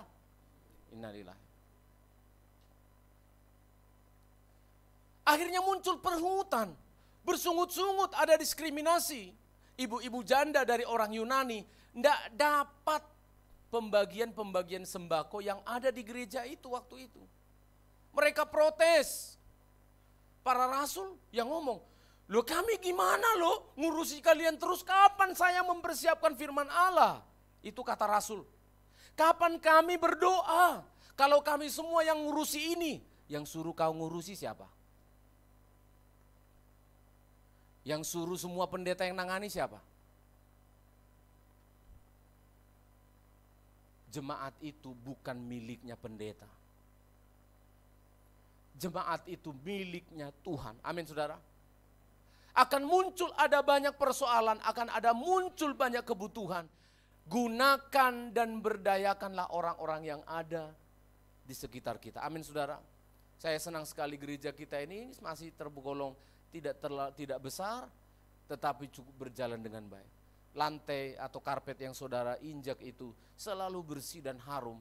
Karena siapa? Pendeta? Bukan. Karena siapa saudara? Bukan Nelson dan anak buahnya. Tayangan ini bisa tampil saudara, karena siapa? Pendeta? Bukan. Karena siapa? Jevani dan anak buahnya. Ada Yoel anak buahnya di sana. Saudara bisa mengerti itu? Musik kita tadi bisa bagus sekali. Pendeta? Bukan. Pendeta tukang kritik musik sekarang. Iya. Karena ada Kak Hendy dan kawan-kawan. Habis ibadah ini pelayan-pelayan dikasih makan. Karena pendeta? Bukan. Karena siapa? Bu Tiar dan anak buahnya. Inilah tubuh Kristus. Namanya sudah terjadi perubahan, ada perkembangan. Harus ditata dengan baik. Harus ditangani baik-baik. Jangan anti terhadap kritik, amin. Jangan anti terhadap komplain. Para pendeta 12 orang mendengar sungut-sungut, enggak bilang, hei dasar ibu janda kurang ajar. Enggak. Dasar tidak tahu berterima kasih. Enggak, dengarkan. Kenapa bersungut-sungut, Mbah? Oh, masa kami ini karena kami orang Yunani, kami di orang keduakan. Janda-jandanya orang Ibrani sudah diperhatikan lebih dahulu. Kami ini bagaimana? Dengar, cari tahu. Iya. Diskusi 12 orang si pendeta-pendeta. Gak sanggup kita ini. 3.000 orang. Bagaimana menangani ini hanya kita 12 orang? Oh kalau gitu kita harus berdoa supaya Tuhan berikan anak-anak Tuhan yang mau peduli terhadap pelayanan ini. Kepada istri saya bicara, sayang, saya tahu kamu sibuk sekali. Sibuk sekali. Mulai dari bangun pagi-pagi, kami masih tidur. Tapi anjingnya sudah masalah. Dirawat dulu anjingnya ini. Udah itu dia belok kiri dari kamar itu. Masuk ke dapur. Dia urus ini. Terus dia mikirkan lagi, nanti makanannya para pelayan gimana Pak. Mereka kan nanti tanggung siang. Ya betul, tapi saya bilang gak bisa. Coba diskusi sama ibu-ibu itu. Karena apa? Saya tidak mau cepat kehilangan dia saudara. Halo? Saya tidak mau cepat menduda saudara. Karena di Alkitab kita tidak menemukan yang begitu-begitu. Semua harus pendeta. Enggak, coba diskusi. Tuhan saya berdoa. Begitu dia belum ngomong itu, harinya udah saya berdoa itu. Tuhan jamah ibu-ibu, jamah keluarga-keluarga supaya mau terbeban. Bukan cuma terbeban. Saya bu. Wah puji Tuhan kan. Saya bilang jemaat yang kecil ini adalah jemaat yang bertumbuh. Amin. Ya. Semoga semakin sehat ke depannya. Amin. Tapi jangan jangan kalau ada komplain jangan langsung marah. Kalau ada protes jangan langsung marah. Kalau ada kritik jangan langsung marah. Yang kritik-kritik, yang mengkritik itu langsung kita bikin jadi pemimpinnya. Amin. Ada gereja ini kurang bersih. Bapaklah koordinator kebersihan, Pak. Amin. Amin, saudara. Yang kritik-kritik musik itu, wah musiknya. Tolong Bapak jadi musik director. Jangan malah apa, kamu sudah tinggal makan aja masih protes. Tinggal dengar firman aja masih protes. Jangan, kita belajar gereja yang bertumbuh itu adalah gereja yang mau diberikan masukan. Para pendeta kemudian menjadi ikut terbawa suasana. Iya betul ya. Saya kemarin khotbah itu enggak maksimal loh itu. Kenapa? Saya harus ngurusi meja, harus ngatur pelayanan, harus ngatur jemaat, harus begini. Khotbahnya asal-asalan. Kepada jemaat saya harus berkata jujur, belum maksimal kami hamba-hamba Tuhan persiapkan firman ini. Tapi saudara perhatikan, kami persiapkan sebisa-bisanya. Tidak tahu di gereja lain, tapi saudara boleh bandingkan, silakan bandingkan. Di gereja kita ini, hari Jumat firman Allah untuk hari Minggu itu sudah final. Hari Sabtu kalian sudah bisa menikmati flyernya, garis besar khotbah Bapak Pendeta, saudara sudah tahu, sudah lihat itu wujud dari apa. Hari-hari ini saya semakin ada banyak waktu untuk mempersiapkan firman. Karena apa? Saya tidak perlu mikirkan lagi seperti 2 tahun yang lalu, siapa nanti yang ngatur kursi di gereja. Sudah ada yang ngatur. Tidak perlu lagi saya memikirkannya bagaimana nanti rekamannya, kameranya bagaimana nanti. Sudah ada. Bagaimana nanti pemain musiknya, dulu memang semua saya tangani. Firman Allah yang disampaikan itu perlu bergizi. Jemaat yang bertumbuh seperti tumbuhan yang tadi harus diberikan nutrisi yang baik. Amin saudara. Harus diberikan nutrisi yang sehat.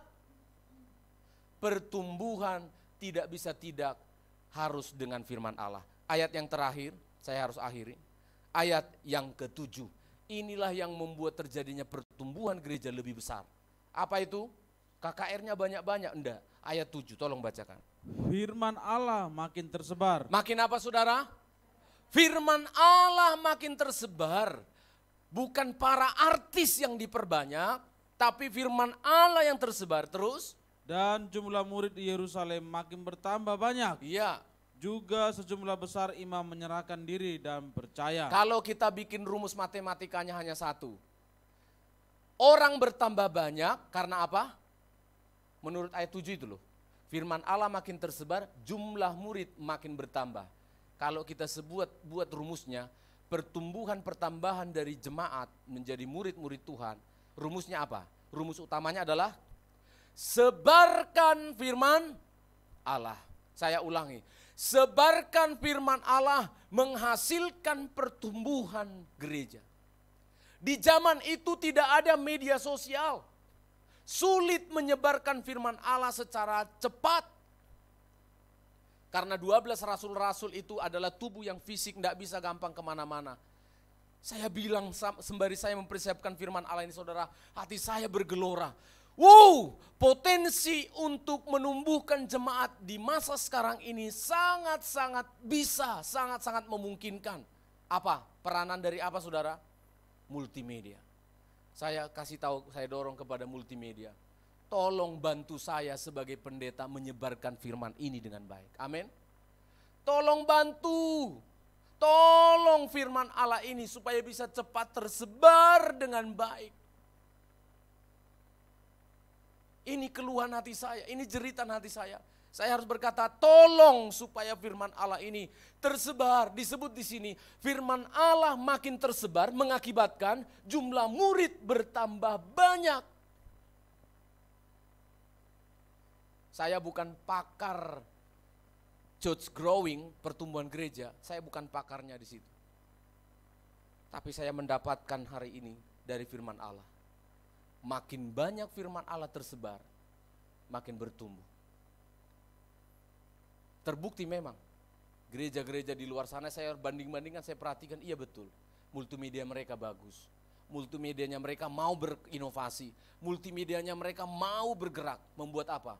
Bagaimana supaya firman Allah ini cepat tersebar. Saya tidak perlu kasih tahu, begitu banyak media yang bisa digunakan. Gereja yang bertumbuh adalah gereja yang menjadikan Kristus sebagai dasar.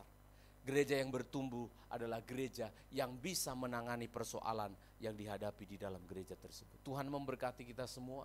Kita nyanyikan lagu yang terakhir, kita akan menerima perjamuan Tuhan. Terima kasih Tuhan, mengawali bulan Mei ini kami belajar sedikit banyak tentang firman Tuhan, bagaimana kami menjadi jemaat yang bertumbuh sehat dalam pengikutan kami kepada Tuhan. Hari ini kami datang di hadapan-Mu mengawali bulan Mei ini. Kami mau menjadi murid yang mau belajar. Kami mau menjadi murid yang mau berubah. Kami mau menjadi hamba-hamba Tuhan yang mau lebih banyak menggunakan waktu untuk berdoa, mempersiapkan firman Allah,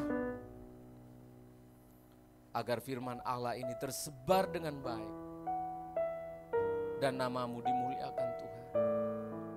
Terima kasih Bapa.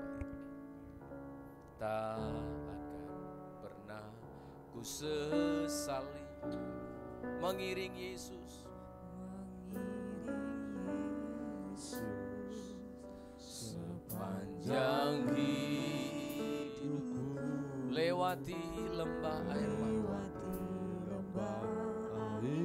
mata, ku saksikan kemuliaan-Mu dinyatakan. Berapapun harga yang harus ku bayar, katakan jemaat, ku kan tetap setia layani, haleluya, mengasihi-Mu, mengiring-Mu seumur hidupku. Janji-Mu Tuhan, janji-Mu kan tetap ku pegang teguh sampai ku dapat mahkota kehidupan. Oh, kami datang di hadapan-Mu bersyukur pengikutan kami kepadamu. Kami mau setia melayani Tuhan. Tak akan pernah ku sesali mengiring-Mu Yesus Tuhan. Sepanjang hidupku, amin, lewati lembah air mata, ku saksikan kemuliaan-Mu dinyatakan. Berapapun harga yang harus ku bayar, ku kan tetap setia melayani-Mu Tuhan. Amin. Mari kita berjanji kepada Tuhan. Kita mau belajar mengasihi Tuhan. Kita berdiri bersama-sama. Janji-Mu Tuhan, ku pegang teguh sampai ku dapat mahkota melayani-Mu Tuhan. Haleluya. Mengasihi-Mu, mengiring-Mu seumur hidupku. Janji-Mu kan tetap ku pegang teguh sampai melayani. Mari pelayan perjamuan suci bisa tampil ke depan. Melayani-Mu Tuhan. Haleluya. Mengiring-Mu seumur hidupku. Janji-Mu Tuhan, ku pegang teguh sampai ku dapat mahkota kehidupan. Kami mau menahan diri dulu Tuhan. Kami mau persiapkan diri untuk menerima perjamuan-Mu. Tuhan, ampuni kami kalau kami belum mau menjadi murid. Ampuni kami Tuhan kalau kami selama ini tidak bertumbuh. Sucikan, kuduskan, ampuni segala dosa kami. Kuduskan kami untuk kami layak menerima perjamuan kudus pada hari ini. Mengawali bulan Mei, kami akan dilayani. Sekali lagi Tuhan, tahirkan hati kami, mampukan kami untuk dijadikan menjadi seorang murid yang bertumbuh dari bulan ke bulan, tahun ke tahun. Ada perubahan yang Tuhan lihat dari diri kami. Mulai dari anak-anak kecil nikah rumah tangga hingga yang dewasa lanjut usia. Kami siap menerima perjamuan Tuhan. Dalam nama Yesus, haleluya. Amin, amin. Silakan duduk, kita akan dilayani. Kita nyanyikan lagu yang pertama dari pujian penyembahan tadi. Kita siapkan hati kita untuk menerima perjamuan Tuhan.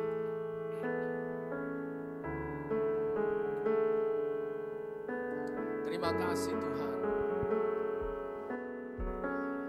Kasih-Mu sungguh mulia. Kasih Tuhan sungguh mulia. Tulus dan sempurna mengasihiku. Pengorbanan di Kalvari sungguh berharga. Kau tebus dosaku. Terpujilah, terpujilah Tuhan Yesus. Ditinggikan di atas pujian. Dari dalam lubuk hati kami, dari dalam lubuk hati kami bersyukur, ku sujud dan berterima. Terima kasih kami mengawali bulan ini bersama-Mu Tuhan. Kami bersyukur. Terima kasih, kasih Tuhan tak bersyarat, tak bersyarat. Seperti cinta yang ada di dunia, selalu memberi lebih dari yang layak ku terima, yang layak ku terima di hidupku. Terpujilah, terpujilah Tuhan Yesus. Ditinggikan di atas pujian. Dari dalam lubuk hatiku, ku sujud dan berterima. Terpujilah, terpujilah Tuhan Yesus. Ditinggikan di atas pujian. Dari dalam lubuk hatiku, ku sujud dan berterima kasih. Salibmu Tuhan, salibmu. Oh, kemenanganku.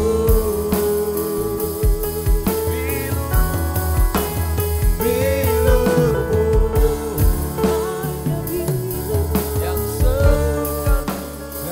sembuhkanku. Salibmu Tuhan, salibmu.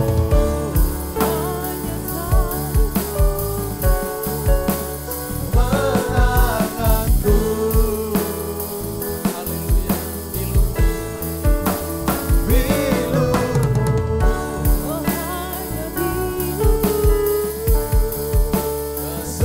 Kesembuhanku. Mari kita berdiri bersama yang sudah dilayani. Terpujilah Tuhan Yesus. Kami memuji-muji-Mu Tuhan di atas pujian.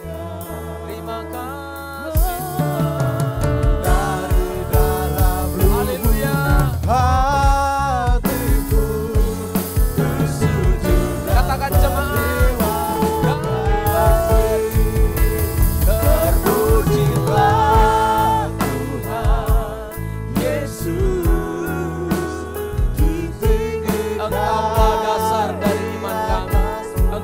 dasar pengikutan kami Tuhan Yesus.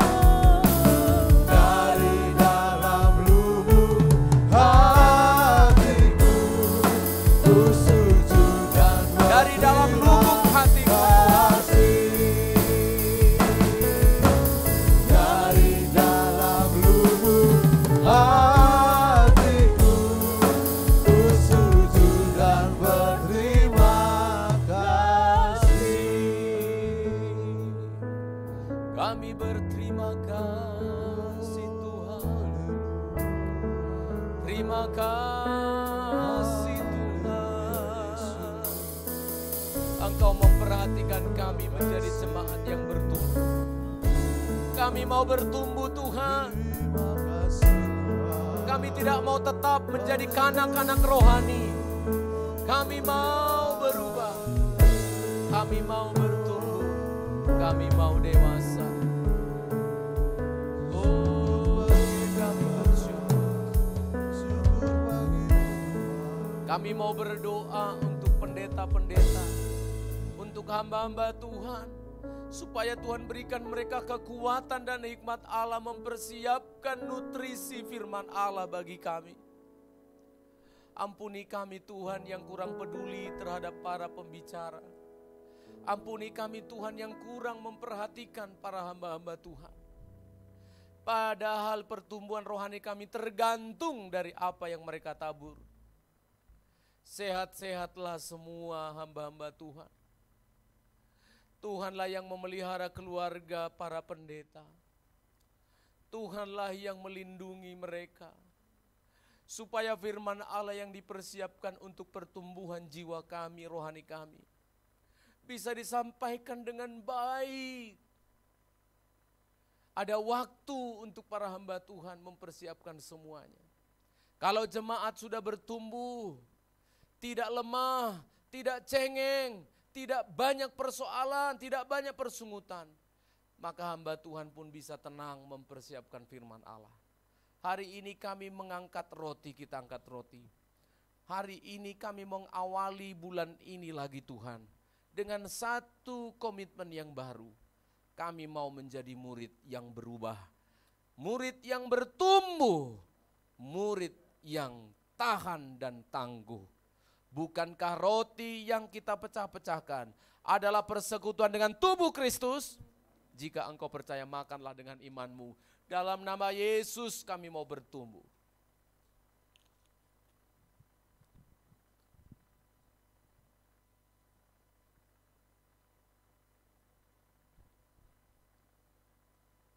Oh, terima kasih Tuhan. Kami hamba-hamba Tuhan juga mau berdoa untuk sidang jemaat. Tadi mereka sudah mendoakan kami para hamba Tuhan. Kami berdoa Tuhan untuk jemaat-Mu. Supaya mereka tidak hanya menjadi anggota jemaat. Tapi biarlah jemaat ini menjadi murid-murid Kristus. Yang meneladani Engkau Yesus Tuhan. Akan ada perubahan-perubahan tingkatan, kelas-kelas rohani mereka. Biarlah mereka bertumbuh dengan sehat. Jika pertumbuhan itu harus menghasilkan ada perubahan, ada masalah, ada pergumulan, mampukanlah umat-Mu melaluinya. Bagaikan ujian yang meningkatkan tingkatan rohani mereka. Tolong jemaat-Mu dari anak kecil hingga yang lansia Tuhan. Kita angkat cawan di tangan kanan. Tuhanku, Engkau mendengar doa kami. Doa-doa kami tadi untuk hamba-hamba-Mu, keluarga hamba Tuhan, untuk sidang jemaat. Dengar doa kami ya Allah yang hidup. Kami mau jemaat ini bertumbuh. Kami mau Tuhan diberkati lewat kami dilayani di gereja ini. Bukankah cawan pengucapan syukur yang atasnya kita ucapkan syukur adalah persekutuan dengan darah Kristus. Yang percaya minumlah, Yesuslah dasar pertumbuhan imanmu dalam nama Yesus. Oh, terima kasih Tuhan. Mari jemaat ambil waktu, angkat tanganmu bersyukur. Terpujilah, oh, terpujilah namamu Tuhan. Terpujilah namamu. dalam lubuk hati kami yang paling dalam. Dari dalam hati kami bersyukur.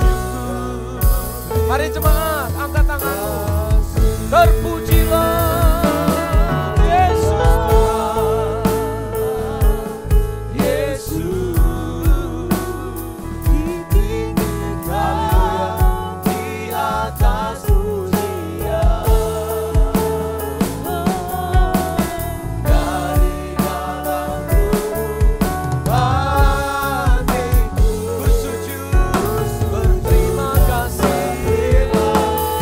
Lagi terpujilah namamu.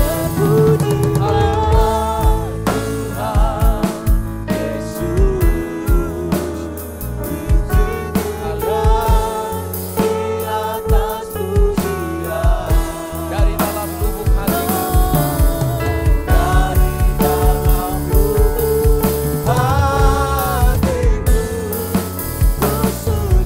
dan berterima kasih.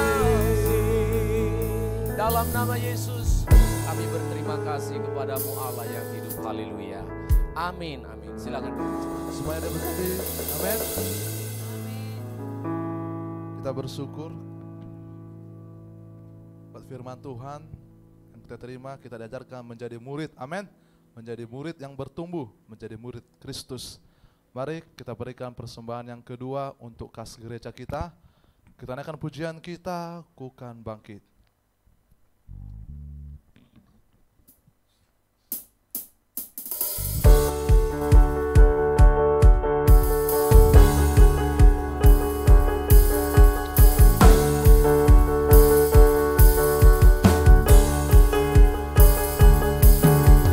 Mari kita semua umat pilihan Allah, dengarlah panggilannya untuk menggenapi firman-Nya. Sekaranglah waktunya untuk berdiri bagi bangsa ini.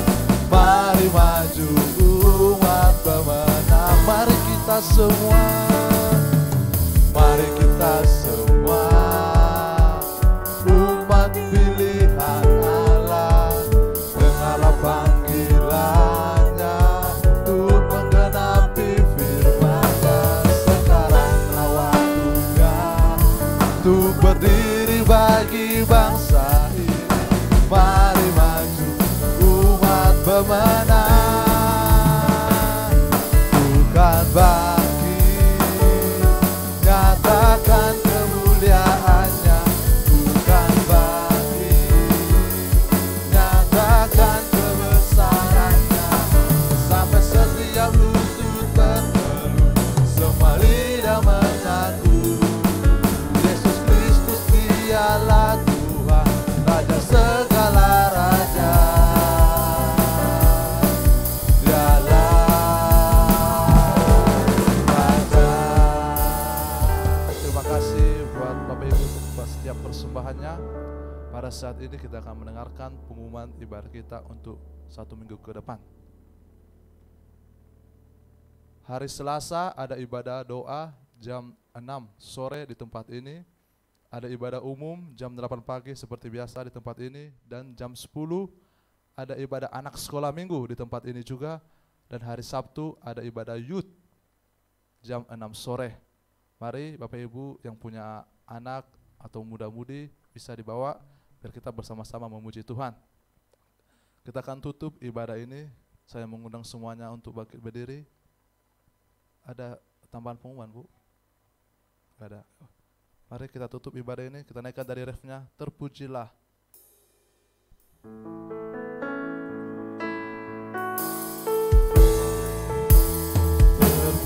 Terpujilah Tuhan Yesus, ditinggikan di atas pujian.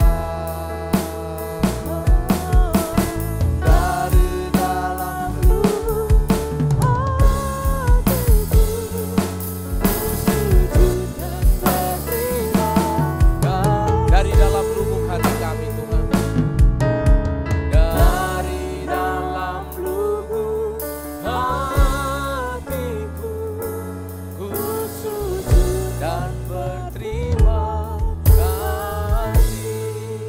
Dengan penuh ucapan syukur kami memasuki bulan Mei ini. Dan kami mohonkan penyertaan-Mu Tuhan sepanjang bulan ini. Baik anak-anak kami yang memasuki ujian akhir, yang mempersiapkan diri untuk studi lanjut. Bahkan juga ada umat-Mu yang sedang mencari pekerjaan untuk memperbaiki usaha. Dan ada banyak pergumulan-pergumulan. Kami berdoa terus untuk Pak Albert, Tuhan pulihkan kesehatannya, Tuhan jamah dalam nama Yesus. Kami terus menantikan pertolongan-Mu hingga Pak Albert sembuh dari sakit yang dideritanya. Demikian juga Tuhan dengan ibu-ibu, oma-oma yang dalam keadaan sakit, lemah. Engkaulah sumber kekuatan, Engkaulah sumber kemampuan di tengah-tengah kehidupan mereka yang semakin lemah itu. Engkau yang menjadi kekuatan mereka. Kami serahkan pelayanan ini ke dalam tangan-Mu Tuhan. Engkau yang menjadi dasar dari pelayanan ini. Engkau pemilik dari hidup kami. Maka ke dalam tangan-Mu kami serahkan seluruh hidup kami. Baik pelayanan di panti maupun pelayanan gerejawi untuk pelayanan-pelayanan kami ke depan. Terima kasih Bapa, tidak banyak kami meminta. Karena kami tahu Allah sudah memberi dan sedang memberkati kami. Jemaat Tuhan, arahkanlah hatimu, inilah berkat Allah yang Tuhan sudah sediakan untuk kita menjalani hari-hari kita. Bersama dengan Allah Tritunggal, Allah yang hidup, Dialah yang memberkati engkau sekalian. Diberkatilah nikah rumah tanggamu. Tuhan campur tangan. Allah yang sudah menikahkan engkau yang sudah menikah. Dia bertanggung jawab untuk menolong, memperbaiki, dan membahagiakan pernikahanmu. Diberkatilah usaha pekerjaanmu. Apa yang dikerjakan tanganmu Tuhan yang membuat berhasil. Diberkati masa remaja mudamu, anak-anak, hingga kita yang lanjut usia. Dan jika kita semua sebagai manusia yang masih hidup dalam dunia yang fana ini, jika engkau menghadapi pergumulan, bawalah pergumulanmu kepada Tuhan. Dia memberikan engkau jalan keluar. Diberkatilah kita hari ini. Maranatha sampai Tuhan Yesus datang kembali. Di dalam nama Tuhan Yesus Kristus. Bapa, terima kasih. Bapa, terima kasih. Bapa, terima kasih. Bapa, terima kasih. Bapa di dalam surga, syukur terima kasih.